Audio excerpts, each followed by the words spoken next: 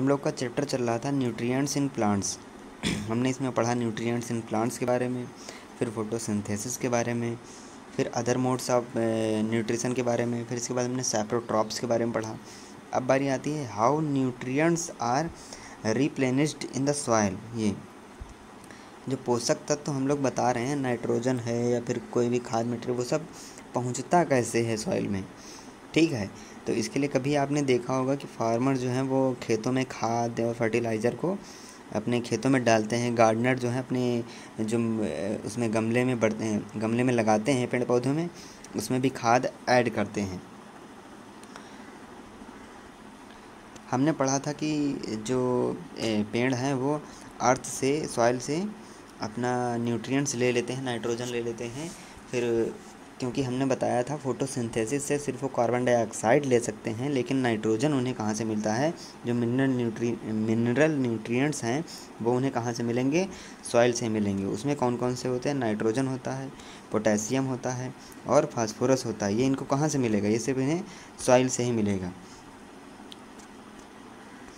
अब ये सभी जितना ज़्यादा एक फसल उसमें से लगा ली, तो उसके बाद में जब वो फसल कटती है तो फिर उसमें जो ये न्यूट्रिएंट्स होते हैं ये घट जाते हैं। इनकी जो अमाउंट है वो अर्थ सॉइल में घटती जाती है, ठीक है। अब इन न्यूट्रिएंट्स को ऐड करते रहना हमें पड़ता है। These nutrients need to be added from time to time to enrich the soil. इन्हें हमें सॉइल में ऐड करना पड़ता है, क्योंकि अगर इनको ऐड नहीं करेंगे तो फिर सॉइल जो है वो फर्टिलाइज नहीं कर पाएगी, उतनी अच्छी फसल नहीं मिल पाएगी, हेल्दी नहीं रह पाएगी, ठीक है। फिर हमें उतनी अच्छी फसल नहीं मिलेगी। हमने पढ़ा था कि जो फसल होती है वो नाइट्रोजन को प्रोटीन बनाने के लिए इस्तेमाल करती है। ये हमने पिछले भी क्लासेस में पढ़ा है कि नाइट्रोजन से ही प्रोटीन बनाया जाता है। अब जब ये नाइट्रोजन तो फिर एटमॉस्फेयर में प्लेंटी मात्रा में बहुत ज़्यादा है, लेकिन नाइट्रोजन को सॉल्युबल फॉर्म में लाने के लिए, सॉइल में मिक्स करने के लिए हमें कुछ ना कुछ करना होगा, क्योंकि वो अपने आप तो फिर मिक्स होगी नहीं। अब इसके लिए आपके चैप्टर में जो कुछ दिया गया है उसको हम लोग ध्यान से देखेंगे कि एक बैक्टीरियम होता है जिसका नाम है राइजोबियम। क्या नाम है, राइजोबियम। ये देखिए यहाँ पर इसका नाम दिया हुआ है राइजोबियम।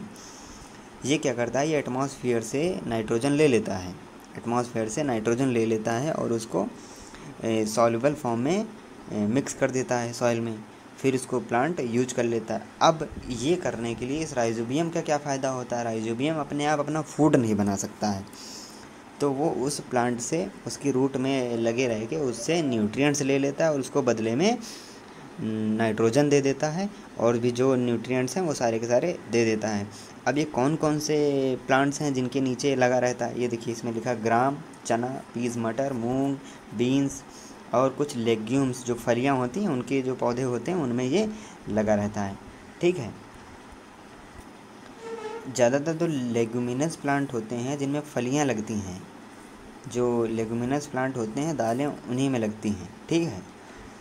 अब उनके नीचे क्या है, राइजोबियम है, वो आसानी से उनको ज़्यादा, इसीलिए उनको ज़्यादा खाद की ज़रूरत नहीं पड़ती, क्योंकि नाइट्रोजन उनको कौन दे रहा है, उनको राइजोबियम दे रहा है, उनको बैक्टीरियम दे रहा है, इसीलिए वहाँ पे ज़्यादा खाद की ज़रूरत नहीं पड़ती है। राइजोबियम उसको देता है, राइजोबियम उसको देता है नाइट्रोजन, और प्लांट उसको फूड देता है, शेल्टर देता है। इसी तरह इन दोनों का क्या ये चल रहा है, they have a symbiotic relationship. क्या चल रहा है, सिम्बायोटिक रिलेशनशिप। हमने ये अभी पिछले टॉपिक में ही पढ़ा था। इस तरह का जो एसोसिएशन है प्लांट्स के लिए बहुत ज़्यादा ज़रूरी होता है, फार्मर्स को ये बहुत ज़्यादा फ़ायदा पहुंचा देता है, ठीक है। उनको अलग से नाइट्रोजन फर्टिलाइज़र डालने की ज़रूरत नहीं पड़ती है, वो आराम से अपना काम चला रहे हैं। अब ये चैप्टर ख़त्म होता है, तो इस चैप्टर में हमने क्या पढ़ा था ज़रा देखिए। In this chapter you learn that most of the plants are autotrophs. ज़्यादातर जो प्लांट्स होते हैं वो क्या होते हैं, ऑटोट्रॉफ्स, अपना फूड खुद बनाते हैं। Only a few plants adopt other modes. कुछ ही प्लांट होते हैं जो अदर मोड्स से न्यूट्रिशन करते हैं। कौन कौन से हमने मोड्स पढ़े थे, like parasitic and saprophytic, saprotrophic, ठीक है। They drive nutrition from other organism, से अपना न्यूट्रिशन लेते हैं, ठीक है। All animals are categorise as heterotrophs since they depend on plants. जितने भी एनिमल्स हैं वो क्या हैं, वो हेट्रोट्रॉप्स हैं। क्यों? क्योंकि वो डिपेंड करते हैं किस पे, प्लांट्स पे डिपेंड करते हैं, या फिर दूसरे एनिमल्स पर डिपेंड होते हैं फूड के लिए। Can we say that the insectivorous plants are partial heterotrophs? Yes,